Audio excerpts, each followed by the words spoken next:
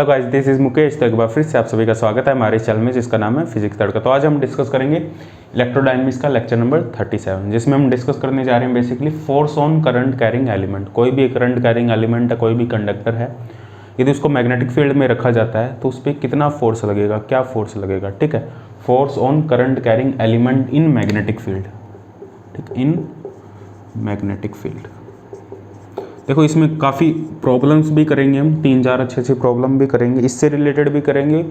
देखो जो मैग्नेटोस्टैटिक्स में प्रॉब्लम्स बनती है वो ampere law, Biot Savart law, current carrying element, इनसे मिक्स बनती है। ठीक है, तो जो प्रॉब्लम करेंगे वो कुछ बायो सावर्ट लॉ की भी होगी, बायो सावर्ट लॉ का भी यूज़ होगा और इसका भी यूज़ होगा, force on current carrying element. ठीक है, इससे रिलेटेड प्रॉब्लम करेंगे। कुछ बायो सावर्ट लॉ, जो बायो सावर्ट लॉ है उससे रिलेटेड भी हम प्रॉब्लम करेंगे।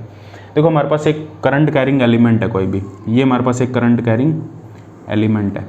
ठीक है, जिसमें करंट आई फ्लो हो रहा है, इसके अंदर जो करंट है वो आई फ्लो कर रहा है। ठीक है, इस डायरेक्शन में करंट फ्लो कर रहा है, इस डायरेक्शन में आई करंट है हमारे पास फ्लो कर रहा है।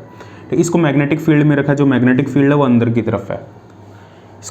इसको हमने एक मैग्नेटिक फील्ड में रखा है, जो मैग्नेटिक फील्ड है वो प्लेन के अंदर की तरफ है। अब इस पर फोर्स क्यों लगेगा, पहली बात तो फोर्स कब लगता है, हमने अभी पढ़ा था भाई, जो चार्ज पार्टिकल, यदि मैग्नेटिक फील्ड के अंदर कोई भी चार्ज पार्टिकल क्यू है वो मैग्नेटिक फील्ड के अंदर मूव करता है वी वेलोसिटी से, तो उस पर एक फोर्स लगता है, magnetic force Q V cross B.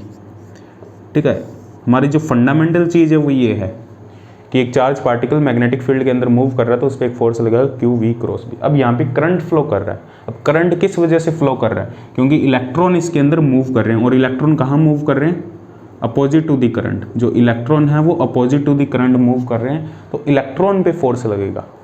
ठीक है, इलेक्ट्रॉन पे फोर्स लगेगा, उस वजह से हम कह सकते हैं कंडक्टर पे फोर्स लगेगा उसको, लेकिन हम करंट के टर्म में कैलकुलेट करेंगे। जो हमारा फोर्स का फॉर्मूला है इसको हम करंट के टर्म में लेके आएंगे। तो हमने एक स्मॉल एलिमेंट ले लिया, यहाँ पे स्मॉल एलिमेंट ले लिया DL। ये हमारा एक स्मॉल एलिमेंट है DL, इस पर हम बात करते हैं। मान लो जो N है वो चार्ज डेंसिटी है, N हमारे पास है चार्ज डेंसिटी। ठीक है, एंड चार्ज डेंसिटी है, DL इसकी लेंथ है, A क्रॉस सेक्शनल एरिया है वायर का, cross sectional area of wire. ठीक है, तो इस DL लेंथ में मान लो जो V वेलोसिटी से V है यहाँ पे drift velocity of electron, drift velocity of electron. Clear, तो ये हमारे पास N, A एंड V है। V है यहाँ पे ड्रिफ्ट वेलोसिटी ऑफ इलेक्ट्रॉन। अब देखो क्या हो रहा है, अब जो चार्ज पार्टिकल है वो अपोजिट डायरेक्शन में मूव कर रहे हैं V वेलोसिटी से। जब चार्ज पार्टिकल मूव करेंगे मैग्नेटिक फील्ड के अंदर तो उन पे एक फोर्स लगेगा, वो फोर्स क्या होगा, Q E V cross B. अब इस DL स्मॉल लेंथ एलिमेंट में कितने चार्ज पार्टिकल है, टोटल कितना चार्ज है। ठीक है, वो हमें कैलकुलेट करना है, टोटल कितना चार्ज है। DQ क्या है हमारे पास, जो DQ चार्ज है इस स्मॉल लेंथ एलिमेंट के अंदर वो कितना होगा, NE इंटू A। ठीक है, इंटू DL। एंड डेंसिटी है हमारे पास, charge density, A into DL volume हो गया उस एलिमेंट का, स्मॉल एलिमेंट का, और E चार्ज, यहाँ पे नेगेटिव साइन आ जाएगा क्योंकि इलेक्ट्रॉन है, इलेक्ट्रॉन पे चार्ज होगा नेगेटिव। तो ये चार्ज है इस DL लेंथ एलिमेंट में, इस DL लेंथ एलिमेंट में ये टोटल चार्ज है, और ये जो चार्ज है वो V वेलोसिटी से मूव कर रहा है अपोजिट टू दी करंट। तो इस चार्ज पे टोटल DF फोर्स कितना लगेगा, टोटल फोर्स DF वो कितना होगा, DQ V क्रॉस B।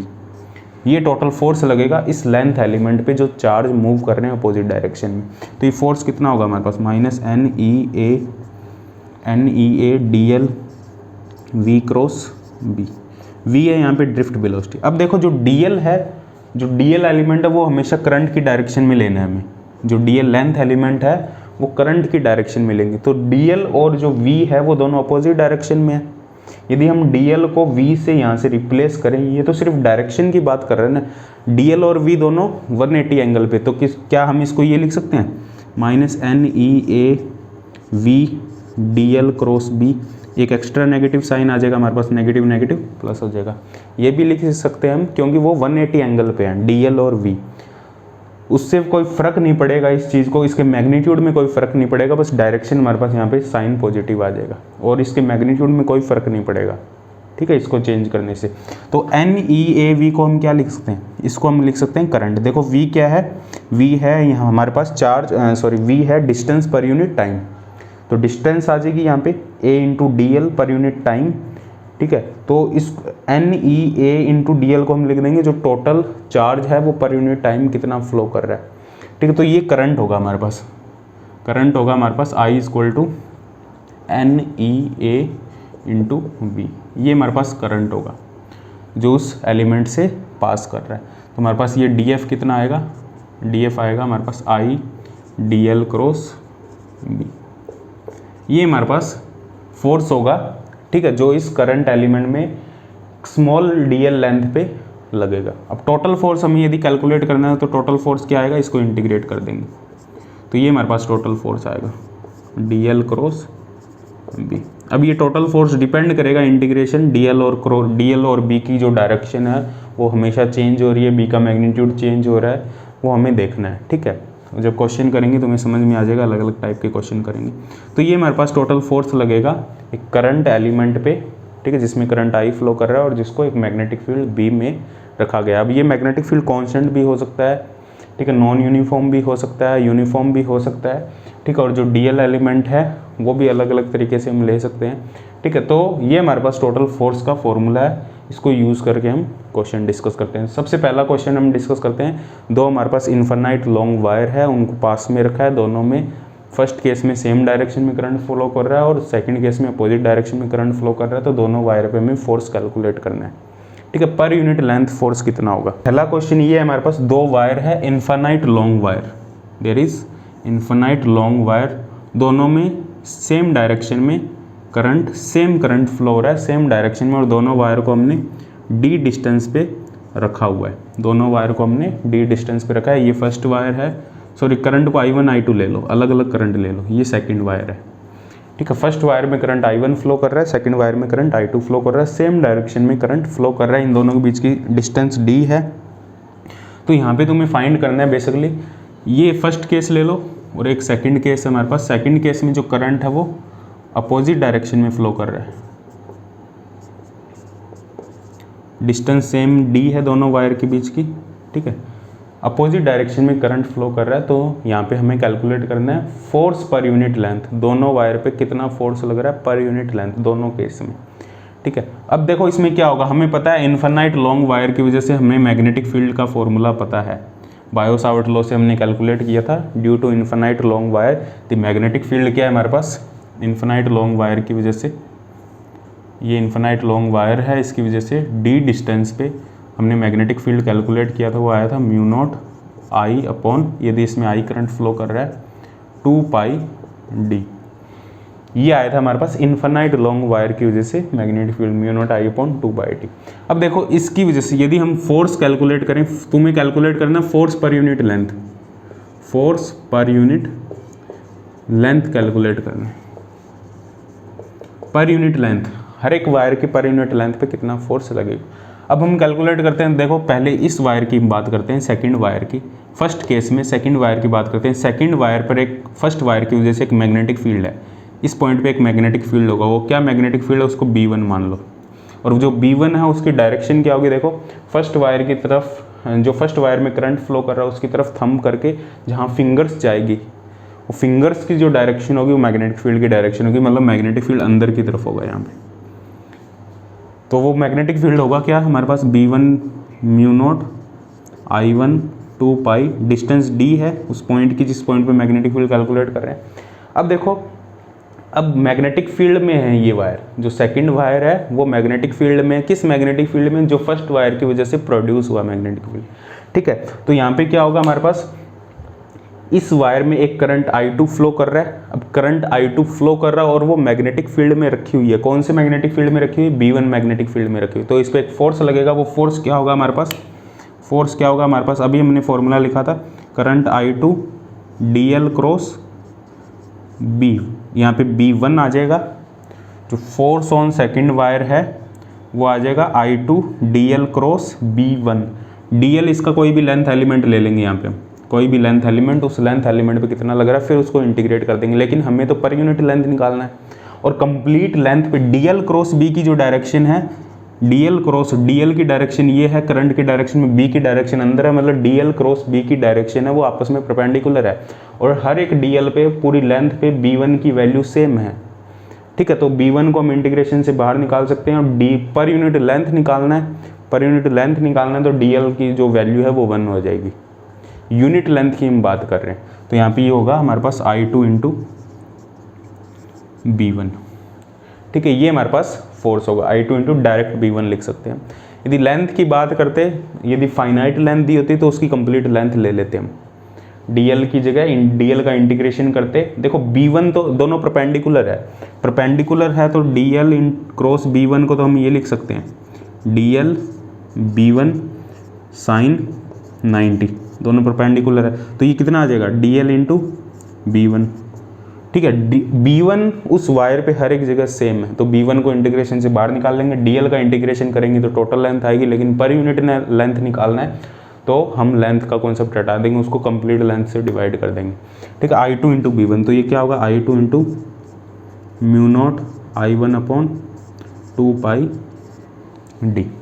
तो ये हमारे पास फोर्स होगा, म्यू नॉट I1 I2 2 पाई डी, और इसकी वैल्यू कितनी होगी हमारे पास, सॉरी इसकी डायरेक्शन क्या होगी, इसकी डायरेक्शन होगी डीएल क्रॉस बी की डायरेक्शन में, मतलब I cross B, I2 cross B1, I2 है इस डायरेक्शन में और B1 है अंदर की डायरेक्शन में, तो इस डायरेक्शन में फोर्स लगेगा, ये इस डायरेक्शन में फोर्स लगेगा। सिमिलरली इस वायर में करंट I2 की वजह से यहाँ एक मैग्नेटिक फील्ड होगा B2, और वो मैग्नेटिक फील्ड किस डायरेक्शन में होगा, बाहर की डायरेक्शन में होगा, वो मैग्नेटिक फील्ड बाहर की डायरेक्शन में होगा, क्योंकि करंट इधर फ्लो कर रहा है, करंट की वजह से फिंगर्स बाहर की तरफ निकलेगी, मतलब वो बाहर की तरफ होगा इस पॉइंट पे B2, और B2 होगा क्या हमारे पास, B2 होगा हमारे पास mu not I2 upon 2 pi D.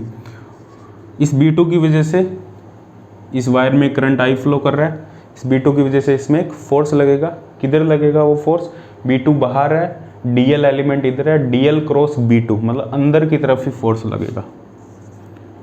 ठीक है, डीएल क्रॉस B2 अंदर की तरफ हमारा थंब की डायरेक्शन में फोर्स होगा। ठीक है, तो जो फोर्स होगा यहाँ पे वो क्या होगा हमारे पास, F1 फोर्स होगा, वो same I1 into B2, per unit length की बात कर रहे हैं हम, तो ये होगा म्यू नॉट, फोर्स सेम आएगा, देखो डायरेक्शन अपोजिट होगी दोनों की, मतलब दोनों ये जो दोनों वायर है एक दूसरे को अट्रैक्ट करेगी, जो दोनों वायर है वो एक दूसरे को अट्रैक्ट करेगी, क्योंकि जो फोर्स है वो सेम डायरेक्शन में है, फोर्स मतलब अपोजिट डायरेक्शन में है, मतलब कह सकते हैं फोर्स अपोजिट डायरेक्शन में एक दूसरे को अट्रैक्ट करेगी, पर यूनिट लेंथ ये फोर्स होगा हमारे पास।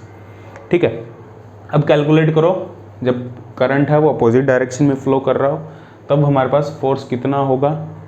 देखो फोर्स की वैल्यू क्या होगी और फोर्स का नेचर कैसा होगा, क्यों अट्रैक्टिव होगा या रिपल्सिव होगा। इस केस में तो जो फोर्स होगा वो अट्रैक्टिव होगा, अट्रैक्टिव फोर्स। इसमें कैलकुलेट करो जो फोर्स है वो क्या होगा, अट्रैक्टिव होगा या रिपल्सिव होगा। ठीक है, देखो इस केस में क्या होगा हमारे पास, I1 की वजह से यहाँ एक मैग्नेटिक फील्ड होगा जिसकी डायरेक्शन अंदर की तरफ होगी, क्योंकि I1 की डायरेक्शन में थंब करेंगे मैग्नेटिक फील्ड अंदर की तरफ जाएगा। मैग्नेटिक फील्ड होगा कितना, यहाँ पे डायरेक्ट लिख देता हूँ, म्यू नॉट I1 बाय 2 पाई डी, ये मैग्नेटिक फील्ड होगा। इस मैग्नेटिक फील्ड की वजह से यहाँ पे फोर्स होगा, फोर्स किस डायरेक्शन में होगा, करंट I2 फ्लो कर रहा है, I2 जो करंट फ्लो कर रहा है नीचे की डायरेक्शन में फ्लो कर रहा है, I2 क्रॉस B2, तो बाहर की तरफ यहाँ पे एक फोर्स लगेगा F2, वो कितना होगा हमारे पास, I2 क्रॉस B1। ठीक है, I2 और B1 फोर्स होगा म्यू नॉट I1 I2 2 पाई डी, ये हमारे पास फोर्स होगा। ठीक है, अब सेम सिमिलरली इस वायर की वजह से यहाँ पे एक मैग्नेटिक फील्ड होगा हमारे पास, वो किस डायरेक्शन में होगा, क्योंकि करंट नीचे की तरफ जा रहा है तो मैग्नेटिक फील्ड अंदर की तरफ होगा, फिंगर्स अंदर की तरफ जाएगी, तो यहाँ पे मैग्नेटिक फील्ड B2 अंदर की तरफ होगा, B2 मैग्नेटिक फील्ड अंदर की तरफ है, तो L क्रॉस B करना है हमें, करंट ऊपर जा रहा है तो L DL क्रॉस B, तो बाहर की तरफ एक फोर्स होगा F1 फोर्स, तो ये होगा mu naught I1 I2 upon 2 पाई डी, ये बाहर की तरफ, मतलब दोनों वायर एक दूसरे को रिपेल करेगी। ठीक है, दोनों वायर एक दूसरे को रिपेल करेगी, फोर्स का मैग्नीट्यूड सेम रहेगा, फोर्स अपोजिट डायरेक्शन में होगा, लेकिन यहाँ पे रिपल्शन होगा। ठीक है, रिपल्शन। ठीक है, और यहाँ पे अट्रैक्शन होगा। पर यूनिट लेंथ की हम बात कर रहे हैं। ठीक है, कंप्लीट लेंथ पे भी निकाल सकते हो यदि तुम्हें सिर्फ लेंथ दी हो, यहाँ पे इन्फिनाइट दी है वायर ठीक है, तो यहाँ पे हम पर यूनिट लेंथ की बात कर रहे हैं। ठीक, अब हम बात करते हैं, देखो इसी क्वेश्चन में थोड़ा सा आगे बढ़ते हैं। इसी क्वेश्चन में एक चीज़ और कर सकते हैं हम, देखो क्या कर सकते हैं, इसमें हम टोटल मैग्नेटिक फील्ड फाइंड कर सकते हैं अलग अलग रीजन में, दो वायर की वजह से। देखो इसको नोट कर लो, इसको मैं रब कर देता हूँ।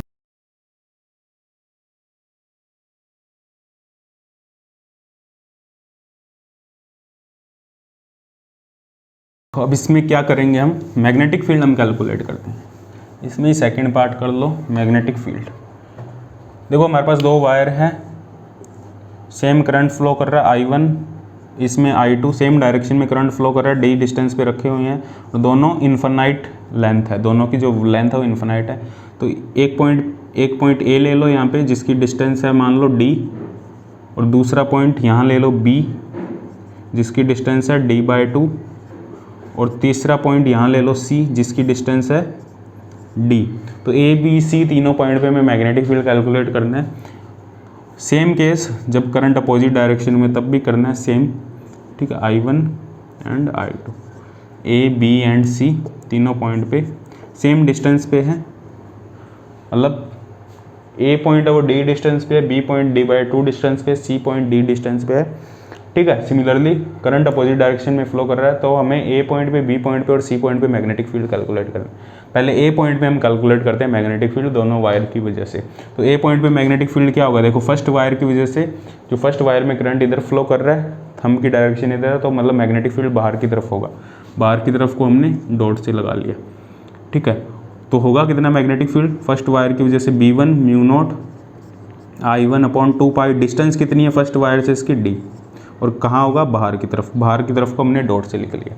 सेकंड वायर की वजह से जो मैग्नेटिक फील्ड होगा B2, करंट इधर ही फ्लो कर रहा है, सेकंड वायर की वजह से मैग्नेटिक फील्ड उस पॉइंट पे बाहर की तरफ ही होगा, और कितना होगा μ0 I2/2, डिस्टेंस कितनी होगी कंप्लीट 2D।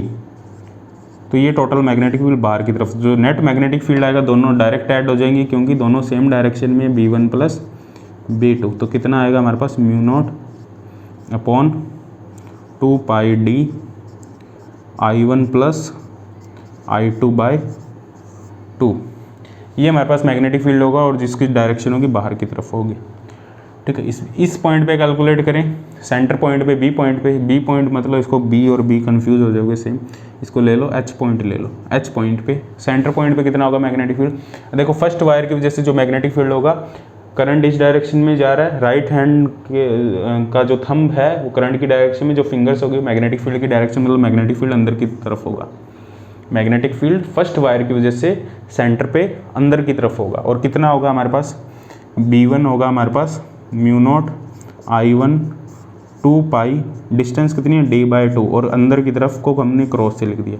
सेकंड वायर की वजह से मैग्नेटिक फील्ड बाहर की तरफ होगा, सेंटर पे बाहर की तरफ, और बाहर की तरफ कितना होगा हमारे पास B2 μ0 I2/2 D/2, ये होगा बाहर की तरफ। तो नेट मैग्नेटिक फील्ड कितना आएगा, अब वो डिपेंड करेगा करंट की वैल्यू कहाँ ज़्यादा है। यदि यहाँ करंट की वैल्यू ज़्यादा है तो नेट अंदर होगा, यदि यहाँ करंट की वैल्यू ज़्यादा है नेट बाहर होगा। यदि करंट की वैल्यू सेम है तो नेट इस पॉइंट पे 0 होगा, ठीक है, कैलकुलेट कर लेना। C पॉइंट पे सिमिलरली, C पॉइंट पे जो मैग्नेटिक फील्ड है वो दोनों वायर की वजह से अंदर की तरफ होगा, इस वायर की वजह से भी अंदर की तरफ होगा, क्योंकि थंब की डायरेक्शन में करंट करेंगे तो फिंगर्स अंदर की तरफ जाएगी, इस वायर की वजह से फिंगर्स अंदर की तरफ जाएगी। तो जो नेट मैग्नेटिक फील्ड है वो इस पॉइंट पे, C पॉइंट पे वो अंदर की तरफ होगा, और कितना होगा हमारे पास C पॉइंट पे B1 = μ0 I1/2 × 2D अंदर की तरफ, और B2 होगा हमारे पास μ0 I2 × 2πD अंदर की तरफ। दोनों को ऐड कर देंगे, नेट अंदर की तरफ होगा, ठीक है।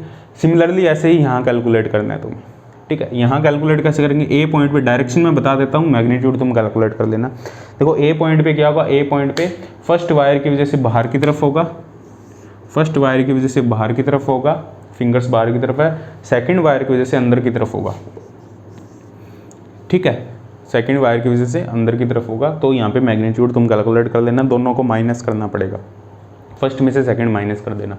इस पॉइंट पे कैलकुलेट करें, फर्स्ट वायर की वजह से अंदर की तरफ होगा, सेकंड वायर की वजह से भी अंदर की तरफ होगा, तो दोनों ऐड हो जाएंगे। इस पॉइंट पे फर्स्ट वायर की वजह से अंदर की तरफ होगा, और सेकंड वायर की वजह से बाहर की तरफ होगा।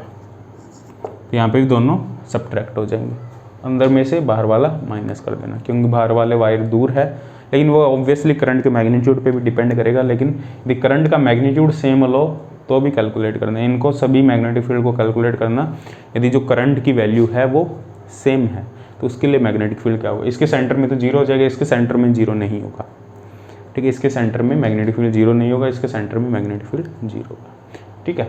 अब हम डिस्कस करते हैं नेक्स्ट क्वेश्चन। अब हम डिस्कस करते हैं सेकंड क्वेश्चन। देखो सेकंड क्वेश्चन में क्या है, समझा देता हूँ क्वेश्चन क्या है। तुम्हें मैग्नेटिक फील्ड गिवन है, ठीक है। मैग्नेटिक फील्ड इस रीजन में तुम्हें मैग्नेटिक फील्ड गिवन है के जेड एक्स कैप, ठीक है। जेड पे भी डिपेंड कर रहा है और उसकी जो डायरेक्शन है वो एक्स कैप है। एक्स कैप बाहर की डायरेक्शन में, ये वाई जेड प्लेन है, ये जेड एक्सिस है, ये वाई एक्सिस है, जो एक्स एक्सिस है वो परपेंडिकुलर टू दी प्लेन है, ठीक है। इस डायरेक्शन में मैग्नेटिक फील्ड है, लेकिन मैग्नेटिक फील्ड है वो नॉन यूनिफॉर्म है, क्योंकि जब इन डायरेक्शन में हम वाई और जेड में मूव करते हैं तो मैग्नेटिक फील्ड चेंज होता है, लेकिन वाई डायरेक्शन में कोई मैग्नेटिक फील्ड चेंज नहीं होगा, ठीक है। वाई डायरेक्शन में मैग्नेटिक फील्ड फिक्स रहेगा।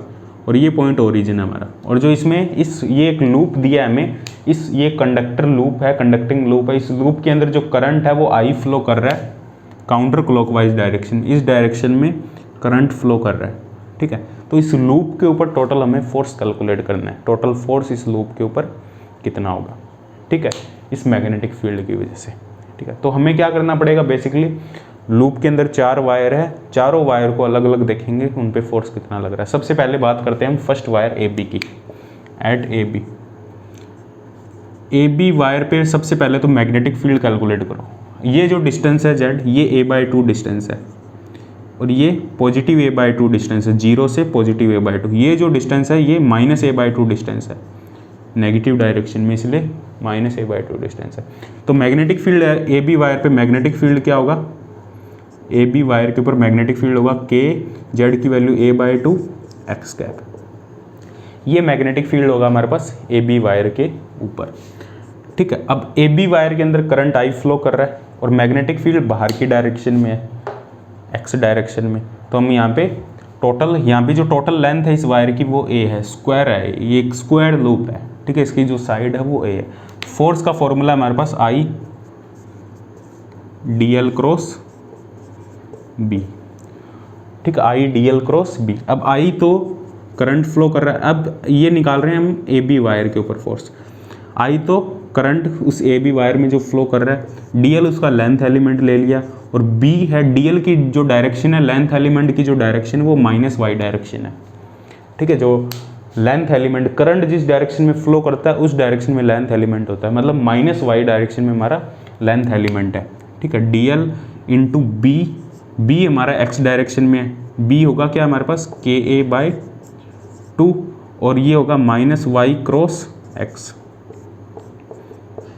क्योंकि -y dl की डायरेक्शन है, b की डायरेक्शन है x कैप, ठीक है। तो -y क्रॉस x कैप, तो ये क्या आ जाएगा हमारे पास I KA/2 dl total length, KA/2 तो बाहर आ जाएगा क्योंकि KA/2 है वो इस इंटीग्रेशन पे डिपेंड नहीं करता। इस पॉइंट पे मैग्नेटिक फील्ड का जो मैग्नीट्यूड है, इस लाइन पे मैग्नेटिक फील्ड का मैग्नीट्यूड सेम रहेगा, क्योंकि मैग्नेटिक फील्ड का मैग्नीट्यूड सिर्फ जेड पे डिपेंड करता है और जेड की वैल्यू यहाँ कॉन्स्टेंट है इस लाइन पे, ठीक है। तो KA/2 I into KA/2, total length है हमारे पास A, ठीक है, टोटल लेंथ है हमारे पास A -y क्रॉस x, ठीक है। y क्रॉस x क्या होता है हमारे पास z। तो देखो वैसे ही निकाल लो, तुम डायरेक्शन वैसे ही निकाल लो। I इधर dl इधर है, b बाहर की तरफ है, b बाहर की तरफ है, तो मतलब z डायरेक्शन में फोर्स होगा, और यहाँ से भी -y क्रॉस x भी z ही होगा हमारे पास, z कैप। तो हमारे पास ये फोर्स आएगा ए बी एलिमेंट पे, ए बी जो हमारी वायर है, ए बी एलिमेंट है, उस पर जो फोर्स होगा प्लस z डायरेक्शन में होगा, और कितना फोर्स होगा IKA²/2। इसको ये भी लिख सकते हैं हम IKA²/2 z कैप, ये हमारे पास फोर्स होगा, ठीक है। अब बात करते हैं हम CD एलिमेंट की। इन दोनों की अभी बात नहीं करते, इनकी लास्ट में बात करेंगे, पहले CD एलिमेंट की बात करो। देखो CD पे क्या होगा, CD पे मैग्नेटिक फील्ड क्या होगा, मैग्नेटिक फील्ड एट CD पे मैग्नेटिक फील्ड क्या होगा, जो Z है हमारे पास वो है -a/2, तो मैग्नेटिक फील्ड क्या होगा KA/2, -a/2 है तो -x कैप आ जाएगा, ठीक है, K A by two minus X cap, क्योंकि ए की वैल्यू जो जेड की वैल्यू है वो है माइनस ए बाई टू, तो ये मैग्नेटिक फील्ड होगा। मतलब मैग्नेटिक फील्ड इस रीजन में अंदर की तरफ है, इस रीजन में ऊपर वाले रीजन में magnetic field plus x direction में था, नीचे वाले रीजन में जेड की वैल्यू नेगेटिव होगी, तो मैग्नेटिक फील्ड अंदर की तरफ होगा। ठीक है, और करंट है वो इस डायरेक्शन में फ्लो कर रहा है, हमारा डीएल एलिमेंट इस डायरेक्शन में होगा। फोर्स की वैल्यू लगाओ, देखो फोर्स होगा हमारे पास मैग्नेटिक फील्ड कितना है, K A by two minus X cap into length element हमारा टोटल ए है, और लेंथ एलिमेंट की डायरेक्शन वाई है, तो वाई क्रॉस माइनस एक्स। तो वाई क्रॉस माइनस एक्स क्या आएगा यहाँ पे, वाई क्रॉस माइनस एक्स क्या आएगा, यहाँ पे भी जेड डायरेक्शन आएगी। देखो वैसे भी निकाल सकते हो तुम, लेंथ एलिमेंट है हमारा वाई डायरेक्शन में, मैग्नेटिक फील्ड अंदर, वाई क्रॉस, देखो फिंगर्स को करो लेंथ एलिमेंट के लॉन्ग, ठीक है, फिंगर्स को लेंथ एलिमेंट के लॉन्ग करो, मैग्नेटिक फील्ड की डायरेक्शन में कर्ल कर दो, मैग्नेटिक फील्ड अंदर है, तो जो थंब जाएगा वो फोर्स की डायरेक्शन होगी, मतलब ये फोर्स भी जेड डायरेक्शन में ही होगा। ठीक है, तो ये फोर्स होगा हमारा जेड डायरेक्शन में, और फोर्स का मैग्नीट्यूड सेम होगा K A square by two into Z का। तो ये हमारे पास दोनों फोर्स आ गए, ए बी पे भी आ गया और हमने सी डी पर भी कैलकुलेट कर लिया।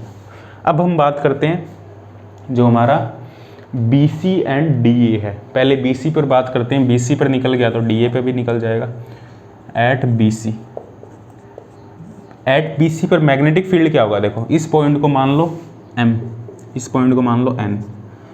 देखो अब बी सी के ऊपर देखो जो बी एम तक है, जो बी एम वायर है हमारे पास, जो बी एम एलिमेंट है, इस पे तो जो मैग्नेटिक फील्ड होगा वो कितना होगा, वो पॉजिटिव मैग्नेटिक फील्ड होगा, क्योंकि यहाँ पे जेड की वैल्यू पॉजिटिव रहेगी, लेकिन मैग्नेटिक फील्ड वेरिएबल होगा।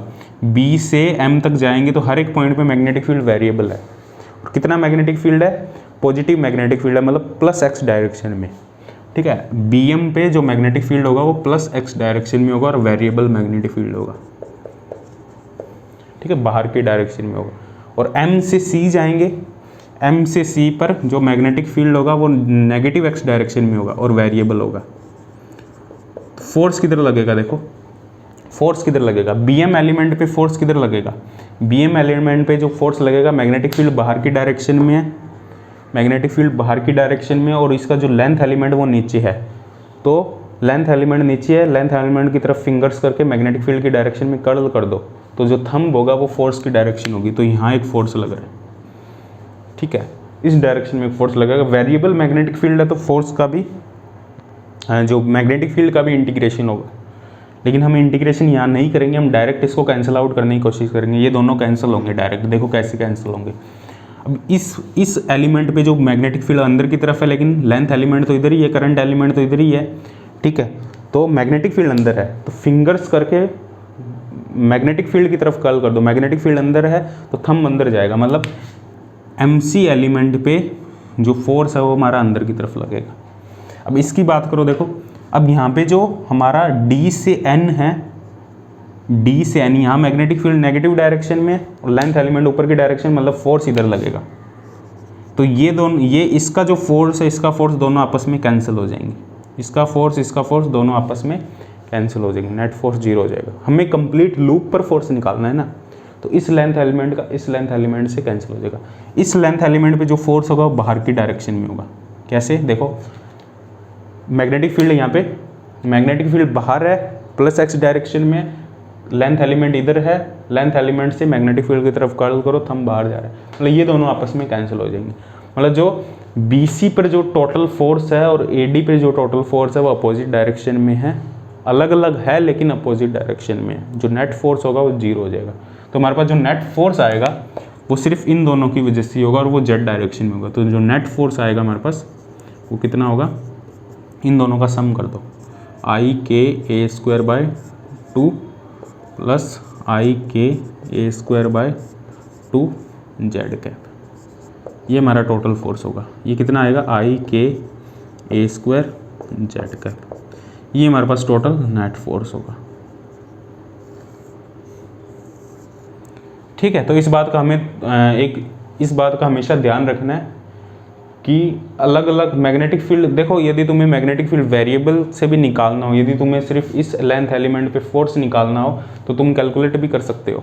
कैसे फोर्स कैलकुलेट करेंगे, तुम फॉर्मूला से कैलकुलेट कर सकते हो डायरेक्ट। कैसे कैलकुलेट करोगे, तुम्हें मैग्नेटिक फील्ड पता है K इंटू जेड, ठीक है, K into Z magnetic field पता है, तो फोर्स क्या होगा हमारे पास I K Z into length element कितना है हमारा, जो लेंथ एलिमेंट हमने ले लिया यहाँ पे, तो लेंथ एलिमेंट हमने यहाँ पे ले लिया डी जेड, ये एक लेंथ एलिमेंट ले लिया हमने डी जेड। इस लेंथ एलिमेंट की बात कर रहे हैं, ये लेंथ एलिमेंट डी जेड है, डी जेड ही है ना जेड डायरेक्शन में, डी जेड लेंथ एलिमेंट ले लिया, डी जेड की डायरेक्शन नीचे की डायरेक्शन में, ठीक है। डायरेक्शन छोड़ो, डायरेक्शन तो हम डायरेक्ट उससे राइट हैंड थंब रूल से निकाल लेंगे। मैग्नीट्यूड देखो, मैग्नेटिक फील्ड है के जेड इंटू हमारा जो लेंथ एलिमेंट होगा, लेंथ एलिमेंट हमारा डी जेड, ठीक है। डायरेक्शन को छोड़ो, डायरेक्शन हमें पता है माइनस वाई डायरेक्शन होगी, ठीक है।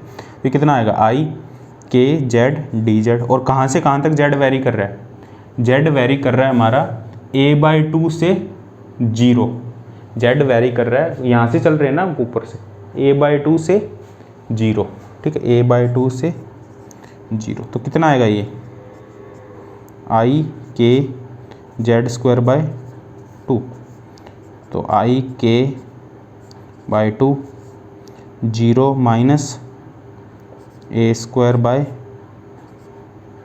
4, तो ये आ जाएगा I K by 2 minus A square by 4, ये हमारे पास फोर्स आएगा। अब यहाँ माइनस आ रहा है, देखो जो हमारा मैग्नेटिक फील्ड की डायरेक्शन थी वो थी इस एलिमेंट पे, यहाँ से यहाँ तक बाहर की डायरेक्शन में, ये एक्स कैप में था, और ये हमारा था माइनस, ये हमारा था माइनस जेड, ठीक है, ये हमारा था माइनस जेड, तो एक्स माइनस जेड है, एक्स कैप माइनस जेड, ये क्या आएगा, ये तो वाई डायरेक्शन आएगा, X cap minus X cross minus Z Y आएगा, लेकिन एक्चुअल में मैग्नेटिक फील्ड माइनस वाई में है, माइनस, इसलिए एक माइनस साइन और है यहाँ पे, तो माइनस माइनस वो एक्चुअल में ये प्लस वाई है, तो एक माइनस साइन ऑलरेडी है, तो माइनस यहाँ पे आ जाएगा माइनस वाई कैप, ठीक है। वो अपने आप कंपनसेट हो जाएगा उस चीज़ को। तुम्हें सिर्फ मैग्नीट्यूड की बात करनी है, मैग्नीट्यूड निकाल लो, डायरेक्शन तुम डायरेक्ट अपने थंब रूल से निकाल लो, ठीक है। या यहीं से कैलकुलेट करनी है तो यहीं से भी कैलकुलेट कर सकते हो। मैग्नेटिक फील्ड की डायरेक्शन है एक्स, डी जेड की डायरेक्शन है माइनस जेड, तो के x cross minus Z, x cross minus Z होता है माइनस वाई, ठीक है। तो यहाँ पे एक एक्स क्रॉस माइनस जेड होता है वाई, ठीक है, एक्स क्रॉस माइनस जेड होता है हमारे पास वाई, देखो एक्स क्रॉस जेड होता है माइनस वाई, एक माइनस ऑलरेडी है, तो एक्स क्रॉस जेड होता है वाई, तो एक माइनस यहाँ पे, तो माइनस वाई कैप आ जाएगा, ठीक है। ऐसे भी कैलकुलेट कर सकते हो, ये कैलकुलेट कर लो, फिर ये कैलकुलेट कर लो, ये कैलकुलेट कर लो, ये कैलकुलेट कर लो, ऐड कर दो, नेट 0 आएगा, या डायरेक्ट बता सकते हो, ठीक है। क्योंकि मैग्नेटिक फील्ड है वो जैसे इस वायर पे चेंज हो रहा है वैसे ही इस वायर पे भी चेंज हो रहा है, सेम मैग्नीट्यूड में चेंज हो रहा है, ऐसे नहीं है इस वायर पे कुछ अलग चेंज हो रहा है, इस वायर पे कुछ अलग चेंज हो रहा है। यदि अलग अलग चेंज हो रहा होता फिर हमें सब कुछ सोल्व करना पड़ता, ठीक है, लेकिन हमें सब कुछ सोल्व करने की यहाँ पे ज़रूरत नहीं है। अब हम डिस्कस करते हैं नेक्स्ट क्वेश्चन, हमारा क्वेश्चन नंबर 3। देखो ये ग्रिफिथ का क्वेश्चन है। देखो इस क्वेश्चन में क्या है, हमारे पास एक हमारे पास इन्फिनाइट वायर है, ये इन्फिनाइट वायर है जिसमें करंट आई फ्लो कर रहा है, ठीक है, और ये एक हमारे पास एक लूप है जिसमें भी करंट आई फ्लो कर रहा है टोटल, ठीक है, दोनों में करंट आई फ्लो कर रहा है। जो स्क्वायर लूप है इसकी साइड ए है, और जो स्क्वायर लूप है वो ऊपर एस हाइट ऊपर रखा हुआ है। इसको जो ये जो एक्सिस है इसको जेड मान लो, ये जो एक्सिस है इसको वाई मान लो, इसको जेड मान लो, इसको एक्स मान लो, ठीक है, इसको एक्स मान लिया हमने। देखो राइट हैंड कोऑर्डिनेट सिस्टम लगाओ, एक्स वाई जेड, ठीक है। ये हमारी जो डिस्टेंस है इस प्लेन में, ये वाई जेड प्लेन है जो एक्सिस के परपेंडिकुलर डायरेक्शन है, ठीक है। सेम हमारे पास सेकंड पार्ट इसमें ये है, हमारे पास एक इक्विलैटरल ट्राइंगल है जिसकी साइड ए है, इसको भी हमने एस हाइट ऊपर रखा हुआ है इस इन्फिनाइट लॉन्ग वायर से। तो इस पे टोटल फोर्स बताना हमें, ये जो लूप है दोनों, ठीक है, ये एक स्क्वायर है एक इक्विलैटरल ट्राइंगल है, इन दोनों पे टोटल फोर्स कैलकुलेट करना है। तो दोनों को एक एक करके कैलकुलेट करेंगे। इसका थोड़ा सा डिफ़िकल्ट होगा कैलकुलेट करना, ट्रिकी होगा, मैथमेटिकल पार्ट ज़्यादा होगा, इसका बहुत ईजी होगा, ठीक है। पहले हम फर्स्ट पार्ट कैलकुलेट करते हैं, फिर हम कैलकुलेट करेंगे सेकंड पार्ट, ठीक है। फर्स्ट पार्ट बहुत ईजी होगा। इन्फिनाइट वायर की वजह से तुम्हें मैग्नेटिक फील्ड पता है, इन्फिनाइट वायर है, इसकी वजह से किसी पॉइंट P पे जो D डिस्टेंस पे है पॉइंट P, इस पर मैग्नेटिक फील्ड पता है तुम्हें mu naught I upon 2 pi D, ये मैग्नेटिक फील्ड का तुम्हें फॉर्मूला पता है। अब देखो इसमें यहाँ पे पॉइंट्स रख लो A B C D। पहले हम बात करते हैं A B पर। एट ए बी क्या होगा, करंट आई फ्लो कर रहा है, लेंथ एलिमेंट इधर है, मैग्नेटिक फील्ड किधर होगा, इस पॉइंट पे। इस करंट की वजह से जो मैग्नेटिक फील्ड होगा वो बाहर की तरफ होगा प्लस एक्स डायरेक्शन में, क्योंकि करंट इधर जा रहा है तो इस पॉइंट पे जो मैग्नेटिक फील्ड होगा वो बाहर की तरफ होगा। बाहर की तरफ मैग्नेटिक फील्ड होगा और होगा कितना मैग्नेटिक फील्ड, बी कितना होगा mu naught I upon 2 pi S, ये मैग्नेटिक फील्ड होगा इस पॉइंट पे। ठीक है, मैग्नेटिक फील्ड बाहर है, करंट इधर फ्लो कर रहा है, उस एलिमेंट में करंट आई फ्लो कर रहा है, वो भी इसी डायरेक्शन में फ्लो कर रहा है। मैग्नेटिक फील्ड बाहर है तो फोर्स नीचे की डायरेक्शन में लगेगा माइनस जेड डायरेक्शन में। ठीक है, फोर्स एक नीचे की डायरेक्शन में लगेगा माइनस जेड डायरेक्शन में, क्योंकि देखो करंट एलिमेंट इधर है, करंट इधर फ्लो कर रहा है, मैग्नेटिक फील्ड बाहर है, मैग्नेटिक फील्ड की तरफ में कर्ल करेंगे तो जो थंब नीचे जा रहा है, मतलब फोर्स जो है वो नीचे की डायरेक्शन में, और फोर्स होगा कितना हमारे पास आई इंटू आई, करंट फ्लो कर रहा है और इसकी जो लेंथ है वो टोटल लेंथ कितनी है हमारे पास ए इंटू मैग्नेटिक फील्ड कितना उस पॉइंट पे mu naught I upon 2 pi S, ये हमारे पास फोर्स होगा एफ जेड नीचे की डायरेक्शन में। एफ ए बी लिख लो इसको, ए बी एलिमेंट पे लग रहा है तो माइनस जेड डायरेक्शन है। बात करो सी डी की, देखो सी डी में क्या होगा हमारे पास, मैग्नेटिक फील्ड कितना होगा इस एलिमेंट पे, यहाँ मैग्नेटिक फील्ड कितना होगा, मैग्नेटिक फील्ड होगा बाहर की तरफ ही, क्योंकि इधर करंट फ्लो कर रहा है तो मैग्नेटिक फील्ड होगा बाहर की तरफ ही। तो मैग्नेटिक फील्ड कितना होगा यहाँ पे इस पॉइंट पे, देखो मैग्नेटिक फील्ड कितना आएगा, मैग्नेटिक फील्ड आएगा at C D the magnetic field is equal to mu not I upon 2 pi, distance कितनी है इस वायर से इसकी एस प्लस ए, ये मैग्नेटिक फील्ड होगा। तो फोर्स कितना होगा सी डी एलिमेंट पे, जो फोर्स होगा हमारे पास सी डी एलिमेंट पे वो होगा, उसमें करंट आई फ्लो कर रहा है और उसकी लेंथ ए है, उसका मैग्नेटिक फील्ड है म्यू नॉट, उस पर मैग्नेटिक फील्ड लग रहा है mu not I 2 pi S plus A. Direction क्या होगी फोर्स की, देखो फोर्स की डायरेक्शन कैसे निकालोगे, लेंथ एलिमेंट इधर है, मैग्नेटिक फील्ड बाहर है, मतलब ऊपर की डायरेक्शन में फोर्स है, फोर्स ऊपर की डायरेक्शन में होगा। तो किसका मैग्नीट्यूड ज़्यादा होगा, नीचे वाले फोर्स का मैग्नीट्यूड ज़्यादा होगा, क्योंकि लेंथ वो ज़्यादा पास में है, नीचे वाले फोर्स का मैग्नीट्यूड ऑब्वियसली ज़्यादा होगा, लेकिन दोनों अपोजिट डायरेक्शन में।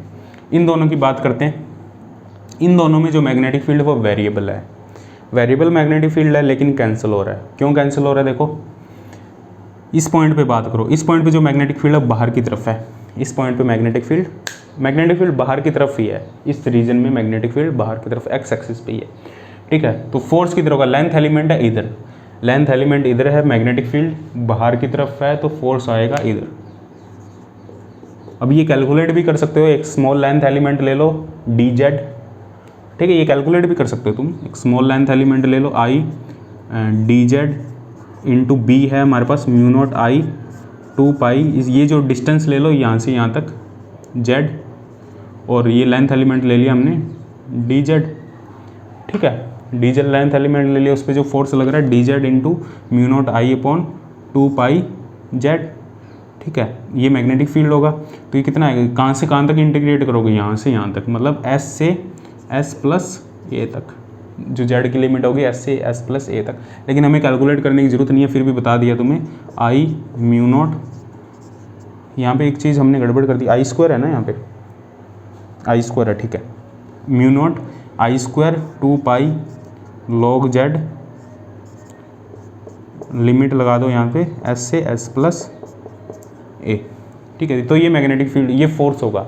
अब ये फोर्स की डायरेक्शन क्या होगी, फोर्स की डायरेक्शन होगी इस डायरेक्शन में। अब इस लेंथ एलिमेंट पे बात करें, इस लेंथ एलिमेंट पे जो लेंथ एलिमेंट नीचे है, मैग्नेटिक फील्ड बाहर की तरफ है, जो फोर्स की डायरेक्शन होगी वो इधर होगी, तो दोनों एक दूसरे को कैंसिल कर देंगे। यदि सिर्फ तुम्हें इस लेंथ एलिमेंट पे पूछा जाए तो ये फॉर्मूला लगा के तुम कैलकुलेट कर सकते हो, सिर्फ इस पे पूछा जाए तो फॉर्मूला लगा कैलकुलेट कर सकते हो, लेकिन नेट पूछ रहा है हमसे उस लूप के ऊपर, तो ये दोनों आपस में कैंसिल हो जाएंगे, क्योंकि दोनों अपोजिट डायरेक्शन में, ये दोनों भी अपोजिट डायरेक्शन में, लेकिन मैग्नीट्यूड सेम नहीं है, लेकिन इनका मैग्नीट्यूड सेम होगा।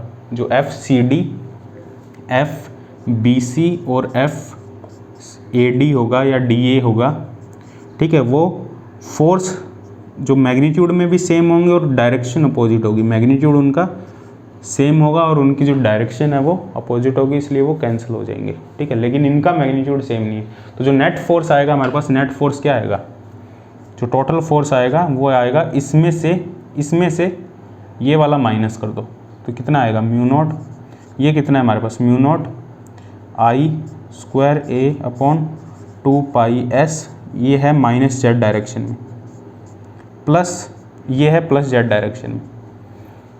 ठीक है, तो ये होगा म्यू नॉट, अपने आप ही माइनस हो जाएगा, वो वेक्टर क्वांटिटी लोगे तो mu not A I square 2 pi S plus A, ये है प्लस जेड डायरेक्शन। तो इसको सॉल्व कर लो, यहाँ पे कॉमन ले लो, म्यू नॉट कॉमन ले लो, आई स्क्वायर कॉमन ले लो, ए कॉमन ले लो, 2 पाई कॉमन ले लो, 1 by S minus 1 by S plus 1 by S plus A Z cap. ठीक है, इसको सॉल्व कर लेना, इसको सॉल्व करके जो नेट मैग्नेटिक फील्ड आएगा वो इसी डायरेक्शन में आएगा, मतलब लूप नीचे की तरफ शिफ्ट होगा। ठीक है, तो इस तरीके से इसको हम कैलकुलेट कर सकते हैं। ठीक, अब हम बात करते हैं एक इक्विलैटरल ट्राइंगल है, जो इक्विलैटरल ट्राइंगल है वो भी एस हाइट पे रखा है उस वायर से, तो उस पर टोटल फोर्स कितना लगेगा वो थोड़ा सा ट्रिकी होगा, क्योंकि उसमें हमें सॉल्व करना पड़ेगा। यहाँ हमें सॉल्व करने की जरूरत नहीं थी क्योंकि वो कैंसिल हो गए थे, लेकिन जो उसकी दोनों साइड होगी ट्राइंगल की वहाँ वो कैंसिल नहीं हो पाएंगे, वहाँ वो ऐड होंगे, तो हमें दोनों का सॉल्व करना पड़ेगा। ठीक है, तो उसको करते हैं, देखते हैं क्या। तो अब हम डिस्कस करते हैं सेकंड केस। देखो सेकंड केस में हमारे पास सेम ही है, करंट फ्लो कर रहा है एक वायर की वजह से, इनफाइनाइट वायर है और ये एस हाइट पे हमने रखा हुआ है।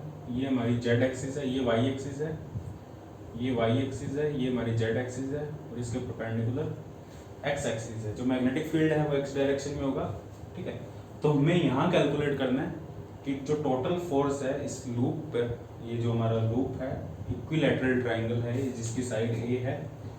ठीक है, ये इक्विलैटरल ट्राइंगल है जिसकी साइड है, इस लूप के ऊपर टोटल फोर्स कितना लगेगा हमें वो कैलकुलेट करना है। देखो मैग्नेटिक फील्ड क्या होगा, मैग्नेटिक फील्ड तो हमें पता है म्यू नॉट आई अपॉन 2 पाई, और ये जो डिस्टेंस है कितनी डिस्टेंस है वो ऊपर डिस्टेंस मान लो, ये वाई डिस्टेंस है, कहीं भी मान लो, मतलब इस वायर की हम बात करें तो एस डिस्टेंस आ जाएगी इस वायर की, इस डिस्टेंस पे इस वायर के ऊपर जो मैग्नेटिक फील्ड है वो हर एक पॉइंट पे चेंज होगा, इसकी जो वैल्यू है वो डिस्टेंस के साथ हर एक पॉइंट पे चेंज आएगी। तो हम यहाँ पे डिस्टेंस आ जाएगी, उसको इन जनरल एक बार हम डी लिख देते हैं, डिस्टेंस को डी लिख देते हैं। ये मैग्नेटिक फील्ड होगा और इसकी जो डायरेक्शन होगी वो एक्स कैप होगी, इस वायर की वजह से जो मैग्नेटिक फील्ड होगा mu naught I upon 2 pi D x cap. अब देखो पहले हम कैलकुलेट करते हैं, देखो इन दोनों वायर पे, ये जो दोनों वायर है A B and B C, इन पे कैलकुलेट करना थोड़ा सा ट्रिकी होगा, थोड़ा सा मैथमेटिकल कैलकुलेशन होगी हमारी, सॉल्व करेंगे उसको अच्छे से सॉल्व करेंगे। पहले हम डिस्कस करते हैं सबसे इजी वाला पार्ट ए सी या सी ए कहेंगे इसको, करंट इस डायरेक्शन में फ्लो कर रहा है, तो हम फोर्स कैलकुलेट करते हैं सी ए पार्ट पर। सी ए पार्ट फोर्स क्या होगा, इसमें भी करंट आई फ्लो कर रहा है, सेम करंट आई फ्लो कर रहा है इसके अंदर, तो आई इंटू इसकी जो लेंथ है वो है ए इंटू मैग्नेटिक फील्ड कितना है mu not I upon 2 pi S, और इसकी डायरेक्शन क्या होगी, इस फोर्स की क्या डायरेक्शन होगी। देखो फोर्स की डायरेक्शन कैसे कैलकुलेट करेंगे, L cross B, DL cross B, DL इस डायरेक्शन में, करंट की डायरेक्शन B बाहर की तरफ है, तो फोर्स ऊपर की तरफ लगेगा। इसमें जो फोर्स है वो किस डायरेक्शन में होगा, जेड डायरेक्शन में हमारा फोर्स होगा, जो फोर्स होगा वो जेड डायरेक्शन में होगा। तो फोर्स कितना आएगा हमारे पास mu not I square I into I square A 2 pi S Z cap. ठीक है, ये फोर्स होगा सी एलिमेंट पे। अब हम बात करते हैं ए टू बी और बी टू सी एलिमेंट, इस पे टोटल फोर्स क्या होगा वो हमें कैलकुलेट करना है। देखो कैसे कैलकुलेट करेंगे, हमें एक रेफरेंस पॉइंट लेना पड़ेगा पहले। देखो रेफरेंस पॉइंट ये ले लेते हैं, ये हमारा ट्राइंगल है, इसको आगे बढ़ा देते हैं, ये हमारा रेफरेंस पॉइंट ले लेते हैं हम। इस एक्सिस को हम वाई एक्सिस मान लेते हैं, इस एक्सिस को हम जेड एक्सिस मान लेते हैं, और इसके परपेंडिकुलर जो एक्सिस है वो एक्स एक्सिस हो। ये भी ले सकते हो तुम रेफरेंस, ये भी यहाँ भी ओरिजिन ले सकते हो तुम, कोई प्रॉब्लम नहीं होगी यदि ओरिजिन को यहाँ लो, ये वाई एक्सिस ये जेड एक्सिस, लेकिन उसमें ये जो एस डिस्टेंस है फिर वो नेगेटिव में आने लग जाएगी, नेगेटिव में आने लगेगी। लेकिन मैथमेटिकली तो सेम आंसर सेम आएगा, लेकिन वो डिस्टेंस एस नेगेटिव, जब लिमिट लगाएंगे हम, लिमिट में थोड़ी सी दिक्कत आ सकती है, वहाँ पे हमें लिमिट थोड़ा सा आइडिया, लिमिट कैसे लोगे लिमिट, उसका आइडिया लगाने में थोड़ी सी दिक्कत आ सकती है, इसलिए इसको रेफरेंस को यहीं से लो, ओरिजिन को हमने थोड़ा सा यहाँ से आगे बढ़ा दिया, इसको ओरिजिन हम यहीं से स्टार्ट कर रहे हैं। ठीक है, ये एंगल 60 है, ये एंगल भी हमारा 60 होगा। ठीक है, तो ये है हमारे पास ए, ये है बी और ये है सी, इसमें करंट ऐसे फ्लो कर रहा है। पहले तो हम देख लेते हैं फोर्स की डायरेक्शन क्या है। देखो फोर्स की डायरेक्शन से थोड़ा सा हमें आइडिया लग जाएगा हमें किस तरीके से इसको सोल्व करना है, क्योंकि हर एक पॉइंट पे मैग्नेटिक फील्ड अलग अलग है और इस वायर पे भी हर एक जगह मैग्नेटिक फील्ड अलग अलग है। थोड़ा सा एक बार फोर्स को देख लेते हैं, विजुलाइज कर लेते हैं फोर्स किस डायरेक्शन में लगेगा। उस फोर्स की डायरेक्शन से हम थोड़ा सा आइडिया लगा लेंगे हमें कैसे सोल्व करना है। पहले देख लेते हैं इस लेंथ एलिमेंट पे। देखो मैग्नेटिक फील्ड तो बाहर की तरफ होगा एक्स कैप डायरेक्शन में, मैग्नेटिक फील्ड तो इस वायर की वजह से, इन्फिनिटी वायर की वजह से एक्स कैप डायरेक्शन में, मैग्नेटिक फील्ड बाहर है। तो इस ए बी वायर पे फोर्स किधर होगा, इसमें करंट इधर फ्लो कर रहा है, करंट इधर जा रहा है, मैग्नेटिक फील्ड बाहर है, फोर्स अंदर की तरफ होगा, ये हमारा फोर्स होगा। इसके दो कंपोनेंट होंगे, एक ये कंपोनेंट होगा, एक ये कंपोनेंट होगा। फोर्स के दो कंपोनेंट होंगे, एक हमारा एक्स कंपोनेंट होगा, सॉरी वाई कंपोनेंट होगा, और एक हमारा माइनस जेड कंपोनेंट होगा।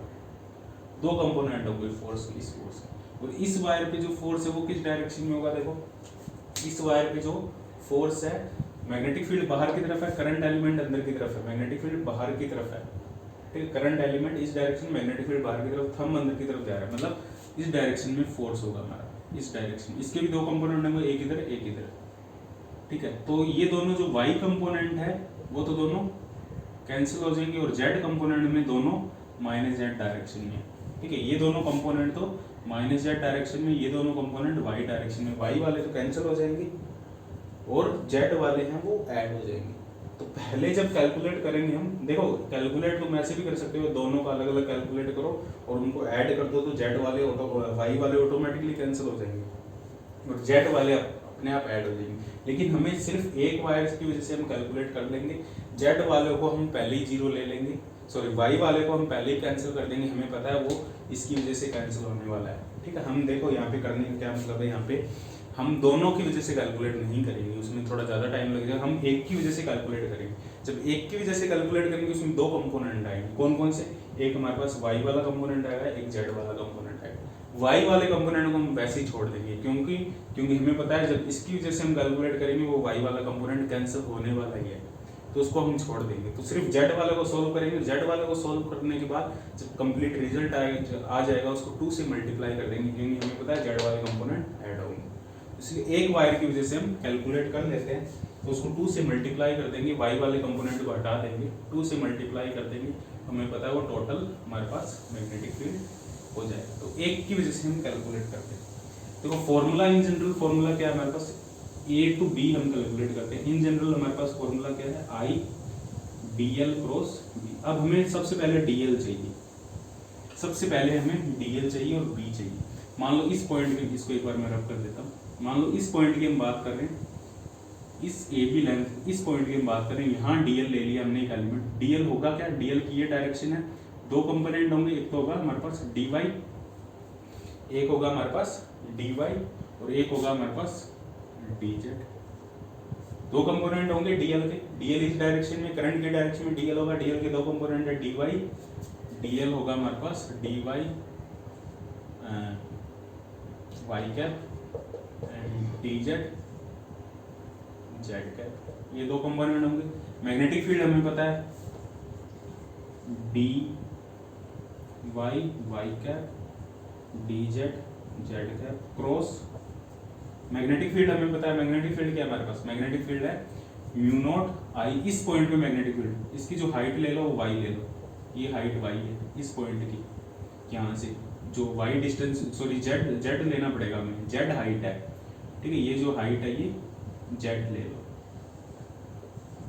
जेड हाइट ले ली हमने, ठीक है, ये हाइट हमने ले ली जेड। तो मैग्नेटिक फील्ड क्या आएगा, mu naught I upon 2 pi Z, और मैग्नेटिक फील्ड की डायरेक्शन क्या है, एक्स कैप, बाहर की डायरेक्शन में मैग्नेटिक फील्ड। ये जेड डिस्टेंस ले लिया, ये जेड वेरी कर रही है, यहाँ से लेके यहाँ तक जब मूव कर रही है, ये जेड है वो वेरी कर रही है, तो ये हमारे पास मैग्नेटिक फील्ड है। तो ये क्या आ जाएगा, I Y cross X D Y. देखो इसमें हम क्या बाहर ले लेंगे, mu not I upon 2 pi को हमने बाहर ले लिया, mu not I upon 2 pi को हमने बाहर ले लिया यहाँ पे, ठीक है। ये क्या आ जाएगा हमारे पास, D Y Y cross X plus D Z Z cross X. अब देखो यहाँ दो कंपोनेंट आएंगे मेरे पास, mu not I square upon 2 pi, दो कंपोनेंट आ रहे हैं हमारे, वाई क्रॉस एक्स क्या होगा, एक्स क्रॉस वाई होता है जेड, तो वाई क्रॉस एक्स होगा माइनस जेड, तो D Y minus Z cap plus एक और कौन सा कंपोनेंट आ रहा है मेरे पास, नीचे जेड भी है, ओके नीचे 1/z भी है, ठीक है। D Z, Z cross X क्या होगा हमारे पास, जेड क्रॉस एक्स होगा Y, D Z Y cap 1/z। अब वाई वाले को वैसे ही छोड़ दो, अभी बताया था मैंने, वाई वाले को तो हम वैसे ही छोड़ देंगे क्योंकि वो दूसरे वाले की वजह से कैंसिल होने वाला है, तो वाई वाले को छोड़ दो यहाँ पे, वाई कैप वाले को छोड़ना है, जैसे डी वाई को नहीं छोड़ना, जो वाई कैप वाला फोर्स का कंपोनेंट है, फोर्स के दो कंपोनेंट है, एक हमारे पास जेड कैप डायरेक्शन में माइनस जेड कैप में, एक वाई कैप डायरेक्शन में, तो वाई कैप डायरेक्शन में जो फोर्स है उसको छोड़ दो क्योंकि वो उसकी वजह से कैंसिल होने वाला है, ठीक है, तो इस फोर्स को हम छोड़ देंगे, सिर्फ 1/z बचेगा इसमें नीचे, डी वाई बाई जेड, ठीक है, तो इसको क्या लिख देंगे, mu naught I square upon 2 pi minus बाहर ले लो, डी वाई बाई जेड। अब देखो जेड और वाई में रिलेशन बनाओ, जेड क्या है हमारे पास, ये वाई है ये जेड है, तो जेड क्या होगा, इस इक्वेशन से देखो, क्या tan थीटा को हम जेड लिख सकते हैं, tan थीटा को जेड अपॉन वाई लिख सकते हैं, ये डिस्टेंस जेड है, ठीक है, ये डिस्टेंस वाई है हमारे पास, ये वाई है, ये जेड है हमारे पास, ये वाई है, तो tan थीटा क्या होगा, जेड अपॉन वाई, तो tan थीटा हमारे पास क्या है, इस ट्राइंगल में देखो ना, इस ट्राइंगल में tan थीटा होगा जेड अपॉन वाई, तो tan 60 जेड अपॉन वाई, तो जेड कितना आएगा हमारे पास, √3y, जेड की वैल्यू पुट कर देंगे यहाँ पे √3y। अब y की लिमिट कहाँ से कहाँ तक लगाओगे, ए पॉइंट पे y की कोऑर्डिनेट क्या है, ए पॉइंट से बी पॉइंट तक y की लिमिट लगाओगे, तो ये y है हमारी, ये y एक्सिस है, ए पॉइंट पे कितना डिस्टेंस पे है, ये डिस्टेंस s है हमारे पास, ये डिस्टेंस s है, ये s डिस्टेंस है, तो z है हमारा, ये जो a पॉइंट है इसके कोऑर्डिनेट क्या है, a पॉइंट के जो z के कोऑर्डिनेट तो हमारे पास s, z का कोऑर्डिनेट है a पॉइंट पे s, तो y का कोऑर्डिनेट क्या होगा a पॉइंट पे, यहाँ से निकाल सकते हैं, z है जब s तो y कितना होगा, y होगा s/√3, तो a पॉइंट के जो कोऑर्डिनेट होंगे वो होंगे s/√3 and s, a point के जो कोऑर्डिनेट होंगे s/√3 s/√3 है y कंपोनेंट, s है z कंपोनेंट, तो लिमिट कहाँ से आएगी, s/√3 से कहाँ तक जाएगी, इस पॉइंट तक, इस पॉइंट पे y के कंपोनेंट क्या है, इसमें a/2 डिस्टेंस और ऐड हो जाएगी, ये वाली, यहाँ तक तो हमने निकाल लिया था ना, यहाँ तक तो y के कंपोनेंट क्या था, s/√3 y की लिमिट, और फिर कहाँ तक जाएगी, इस पॉइंट तक, इस ये y के कोऑर्डिनेट क्या है हमारे पास, s/√3 प्लस ये a/2 डिस्टेंस, ये टोटल a डिस्टेंस है, यहाँ से लेके यहाँ तक a डिस्टेंस है, तो a/2 और ऐड हो जाएगा इसमें, तो s/√3 प्लस, समझ आ रहा है, s/√3 प्लस a/2, नहीं समझ आया, देखो a के कंपोनेंट है s/√3 और s, b के कंपोनेंट होंगे हमारे पास, b के क्या कंपोनेंट होंगे, देखो b के कंपोनेंट होंगे s/√3 प्लस a/2, और ये जो डिस्टेंस है ये कितनी है हमारे पास, √3/2, y की कंपोनेंट तो हमें लेने, सॉरी z के कंपोनेंट तो लेने की जरूरत नहीं है हमें, जो इंटीग्रेशन है वो सिर्फ y के कंपोनेंट में करना है, y के साथ इंटीग्रेशन करना है, तो y का a पॉइंट का जो कंपोनेंट है वो s/√3 और y का b पॉइंट का जो कंपोनेंट है वो s/√3 प्लस a/2, क्योंकि a/2 डिस्टेंस और ऐड हो रही है, आई थिंक समझ आया होगा तुम्हें, तो ये इंटीग्रेशन कर दो बस, ठीक है, इस इंटीग्रेशन को सॉल्व कर लो, देखो क्या आएगा, इंटीग्रेशन को सॉल्व करेंगे तो ये हमारे पास आ जाएगा minus mu not I upon 2 पाई √3 बाहर आ जाएगा, 2 पाई, सॉरी यहाँ पे √y नहीं आएगा, यहाँ पे √3y आएगा, √3y, 2 पाई √3 बाहर आ जाएगा,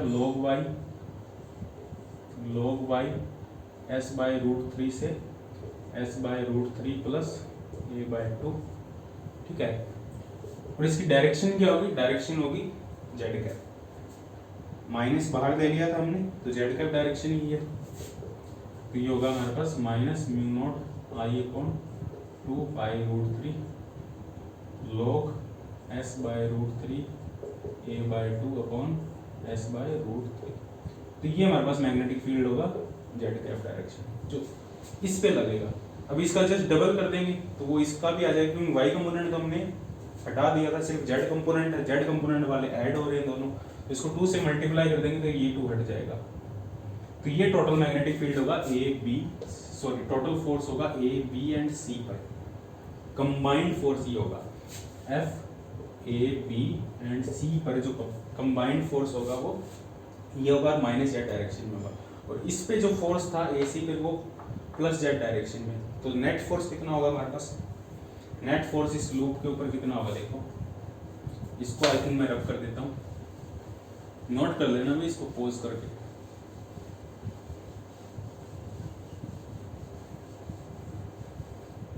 देखो ये क्या आएगा हमारे पास, जो नेट फोर्स होगा F A B C A combined force minus mu not I upon pi root 3, यहाँ पे एक एक्स्ट्रा आई नहीं आ रहा क्या हमारे पास, force I mu not I, यहाँ पे भी आई स्क्वायर है ना, आई स्क्वायर है यहाँ पे भी, आई स्क्वायर 2 पाई, हाँ ठीक है आई स्क्वायर आएगा यहाँ पे, minus mu not I square pi root 3 log s by root 3 plus a by 2 upon s by root 3, ठीक है, plus mu not I square upon 2 pi s into A Z cap, ये total force होगा हमारा। अब कई जगह ये भी दे सकते हैं, वो s की वैल्यू a दे सकते हैं, तो s की जगह ये पुट कर देना, मतलब सेम हाइट पे जो उसकी साइड है इक्विलैटरल ट्रायंगल की वो उतनी ही हाइट पे ऊपर है, जो हमने ये s लिया था ये वाला, इसकी वैल्यू वो a भी दे सकते हैं क्वेश्चन में, ठीक है। तो इस टाइप से हमें सॉल्व करना है, ऐसा नहीं है ऐसा ही क्वेश्चन सेम रिपीट होगा नेट में यही क्वेश्चन मिलेगा, तो मैं ऐसा नहीं, बस तुम्हें तरीका समझ आना चाहिए कैसे सॉल्व करना है।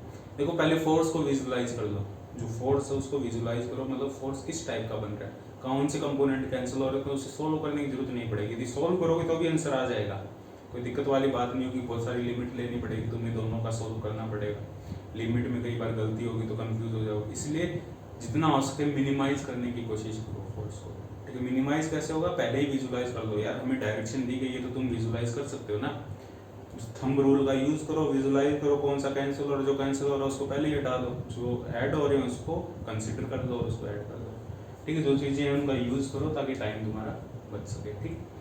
देखो जो इसमें हमने फर्स्ट पार्ट में जो स्क्वायर लूप लिया था, यदि हमारे पास वो सिर्फ स्क्वायर लूप ही हो, उसमें आई करंट फ्लो कर रहा हो, तो उसके अंदर मैग्नेटिक फील्ड क्या होगा उसके सेंटर में, वो कैलकुलेट करते हैं, ठीक है। जो हमने स्क्वायर लूप लिया था उस स्क्वायर लूप में उसके सेंटर पे मैग्नेटिक फील्ड क्या होगा, यदि कोई वायर नहीं है बाहर, ये क्वेश्चन हमारे पास सिर्फ स्क्वायर लूप है, ठीक है, जिसकी साइड ए है, तो इसके सेंटर में मैग्नेटिक फील्ड क्या होगा वो हमें कैलकुलेट करना है, ठीक है। इसमें करंट आई फ्लो कर रहा है, क्या मैग्नेटिक फील्ड होगा यहाँ, देखो मैग्नेटिक फील्ड कैलकुलेट करने के लिए फाइनाइट वायर का कॉन्सेप्ट लगाओ, फाइनाइट वायर की वजह से किसी पॉइंट पी पर जो मैग्नेटिक फील्ड होता है डी डिस्टेंस दूरी पर, वो होता है mu not I upon 4 pi D, ये अल्फा एंगल बना रहा है, ये बीटा एंगल बना रहा है, sine alpha plus sign beta, ये हमारे पास मैग्नेटिक फील्ड का फॉर्मूला होता है।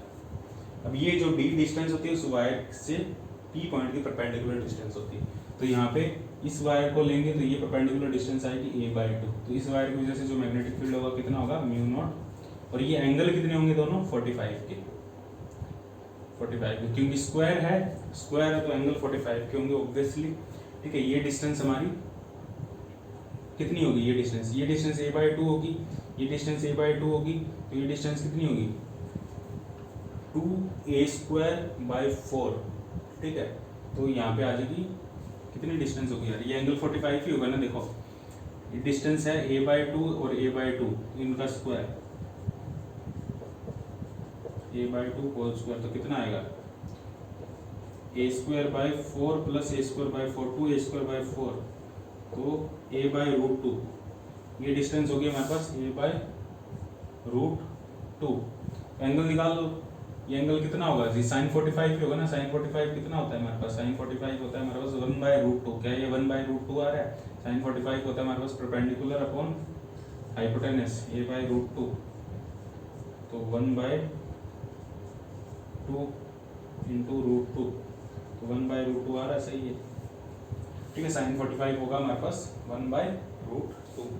ठीक है, तो ये 45 होगा एंगल, तुम्हें पता है ये स्क्वायर है तो ये एंगल 45 ही होगा। ठीक है, 45 एंगल है तो मैग्नेटिक फील्ड कितना होगा? मैग्नेटिक फील्ड होगा हमारे पास mu naught, current I flow कर रहा है, ये जो डिस्टेंस है 2 पाई, ये डिस्टेंस है 4 पाई आएगा यहाँ पे, 4 पाई इस फॉर्मूले से, डिस्टेंस है a/2, डिस्टेंस d की जगह रख देंगे a/2, sin 45 plus sin 45 2 sin 45, 2 sin 45, तो मैग्नेटिक फील्ड कितना आएगा? एक वायर की वजह से 2 से 2 कैंसिल हो गया, 2 से फिर 2 कैंसिल हो जाएगा।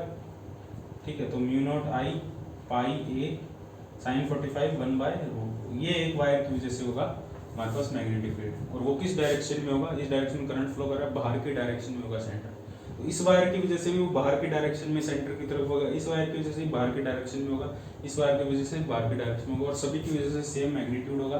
जो नेट मैग्नेटिक फील्ड होगा इसके सेंटर में वो कितना होगा? Mu not I pi A into 4 से मल्टीप्लाई कर दिया हमने डायरेक्ट, या ऐड कर दो 4 बार या 4 से मल्टीप्लाई कर दो। ठीक है, तो ये हमारे पास मैग्नेटिक फील्ड होगा 4 म्यू नॉट आई अपॉन √2 पाई, तो ये हमारे पास मैग्नेटिक फील्ड होगा इसके सेंटर। ठीक है, यदि हमारे पास n पॉलीगन, हाँ वो क्वेश्चन मैंने आई थिंक प्रीवियस वीडियो में भी करवाया है, वो क्वेश्चन करवाया हुआ है n पॉलीगन वाला, वो तुम कर सकते हो अपने आप। ठीक है, और करवाया भी हुआ है वीडियो में, वो करने की जरूरत नहीं, पॉलीगन वाला n पॉलीगन वाला क्वेश्चन करवाया हुआ है। तो इसमें एक होमवर्क ये कर लेना तुम, देखो इस वीडियो में होमवर्क ये कर सकते हो तुम एक क्वेश्चन, ये प्रीवियस वीडियो में भी ऐसा क्वेश्चन करवाया है, लेकिन फिर भी ये क्वेश्चन कर सकते हो। ये 2 वायर है, ये 3 वायर है, तीनों में सेम, इस वायर में इस डायरेक्शन में करंट फ्लो कर रहा है, इस वायर में, इन दोनों वायर में सेम डायरेक्शन में आई करंट फ्लो कर रहा है, और यहाँ भी आई करंट फ्लो कर रहा है, अपोजिट डायरेक्शन में फ्लो कर रहा है। डी डिस्टेंस पे रखी है दोनों वायर, ये दोनों वायर भी डी डिस्टेंस पे है, ये दोनों वायर फिक्स है। ठीक है, ये दोनों वायर, ये सभी इन्फिनिटी वायर है, ये सभी इन्फिनिटी वायर। इस वायर को हल्का सा हमने डिस्प्लेस कर दिया x डिस्टेंस पे, इस वायर को हल्का सा हमने x डिस्टेंस पे डिस्प्लेस कर दिया, तो ये वायर ऑसिलेट करेगी, और हमें शो करना है जो इसका मोशन होगा वो SHM होगा, सिंपल हार्मोनिक मोशन होगा, और उसका टाइम पीरियड कैलकुलेट करना है। और यहाँ पे गिवन है तुम्हें इस वायर का, जो मिडल वाली वायर है, इसका मास पर यूनिट लेंथ है, मास पर यूनिट लेंथ गिवन है तुम्हें